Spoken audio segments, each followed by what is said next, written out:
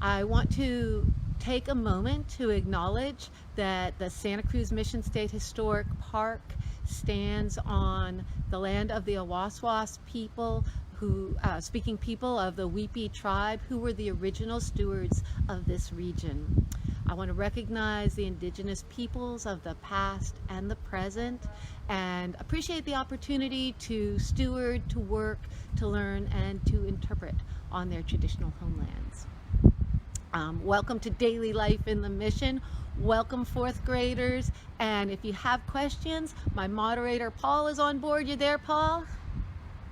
All right, and he can answer some of them, and he can shoot some towards me, and we hope to get a lot of learning done. As we walk through the program today, I want you to be thinking about a couple of questions. The big picture questions are: what was daily life like for Native people in the mission? How did life change from their traditional ways after the Spanish arrived? And in what ways did traditional life and culture persist or continue through the mission era? Behind me, you can see the Adobe building. This is the oldest building in Santa Cruz County.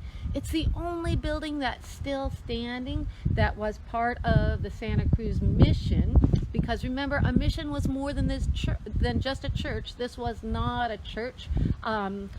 This was actually, as it turned out, a building that was homes for the Native families, some of the Native families in the mission, and of course most of the mission's population was California Native people. So there are 7 rooms that remain out of this building of 17 rooms, and each one was a home. Today we're going to take a peek at some of the objects from that home and think about how those objects can inform us about life in the way people lived it in the mission. Let's take a look over here.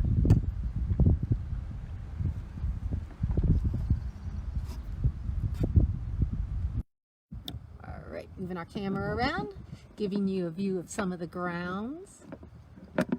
And I have some objects laid out for you on the bench there.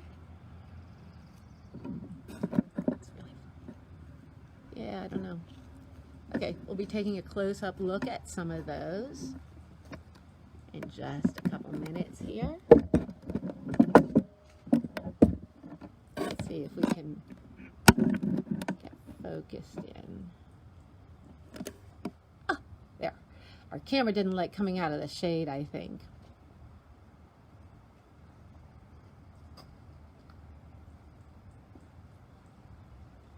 But let's start right here.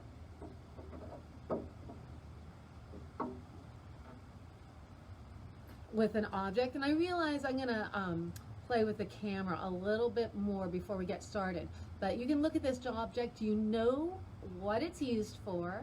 Can you tell what it's made out of? And who would have brought this object into the mission? So while you're thinking about the answers to that, I'm going to do a little camera work here.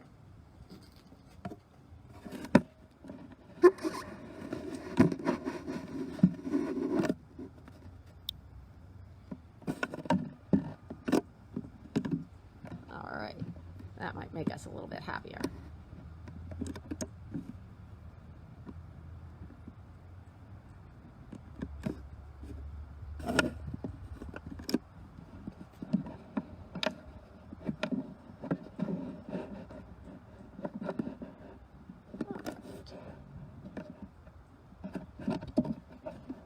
Try to get our camera to not fall over.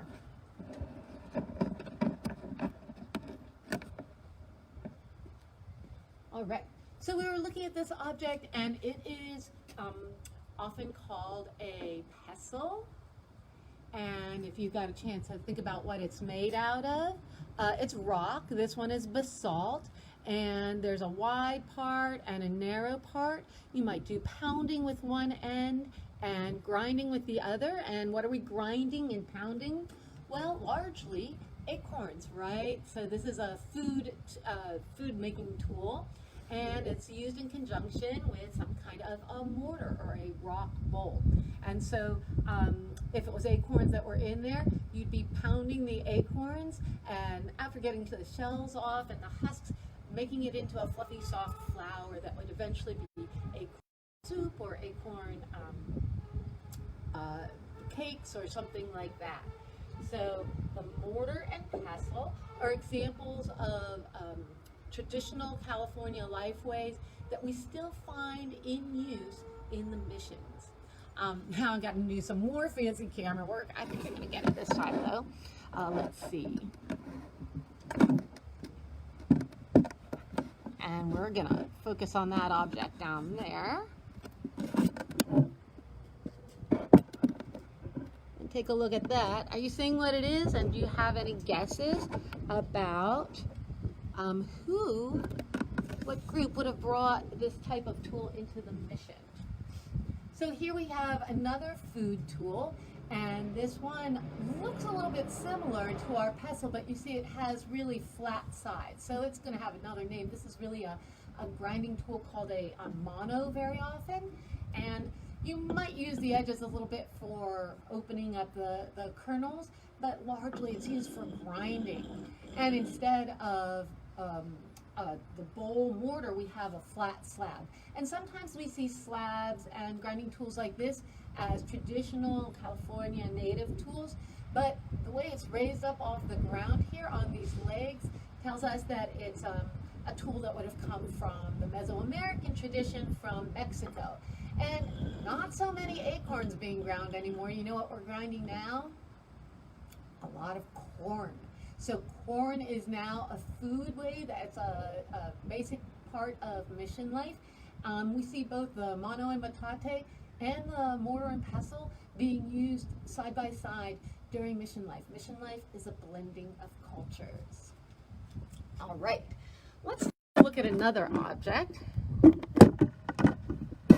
I'll bring it over to you and we can see once again, what is it made out of? Who would have brought this into the mission?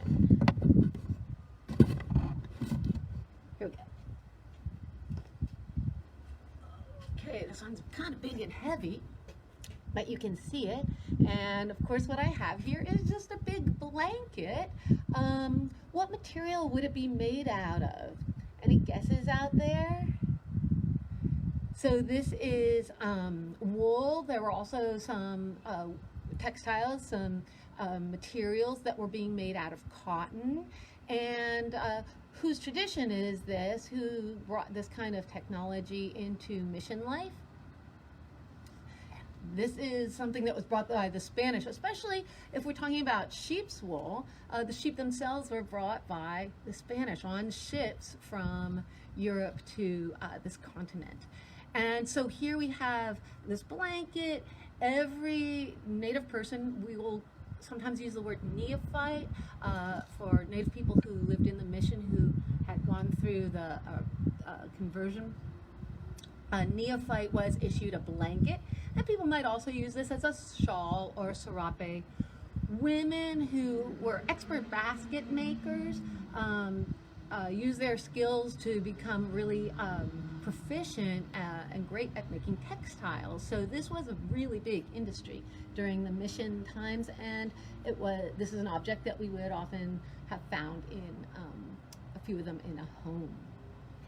All right, and inside our museum, this is on a bed frame, but I want to show you another type of furnishing that we might find in a home in the mission.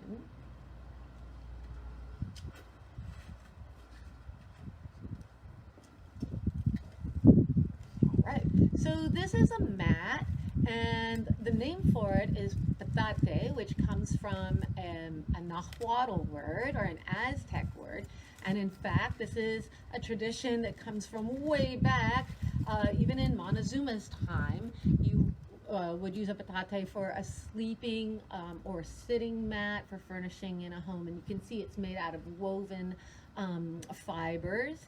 And these would also be found in a mission setting, as well as something made out of this material, and this is just a miniature idea, but I don't know if any of you recognize this plant material that the small mat is made out of, and it's tied together with cordage on the edges here.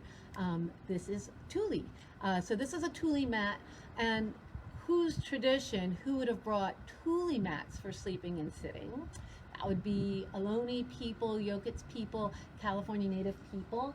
And then this would have been imported by the Spanish, brought along with the Spanish, a tradition like this. So we have different ideas of furnishings for beds in a bedroom, in a home. Mission life would be a blending of cultures.